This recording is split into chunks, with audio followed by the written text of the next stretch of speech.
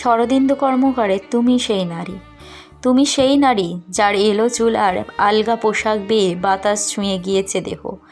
তোমার অজান্তে তোমার বিবস্ত ছবি এঁকেছে এই বিশ্ব হৃদয়ের ক্যানভাসে। তুমি লুণ্ঠিত প্রত্যহ, তুমি সেই নারী সূর্য যাকে দিয়েছে অযাচিত মাতৃত্ব।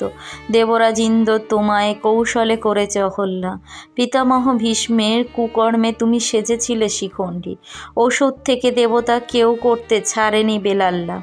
তুমি সেই নারী সমুদ্র মন্থন যার হাতে উঠেছিল অমৃত, সমগ্র ব্রহ্মাণ্ড যার গর্ভজাত, নীলকণ্ঠের সঞ্জীবনী যার দুগ্ধে।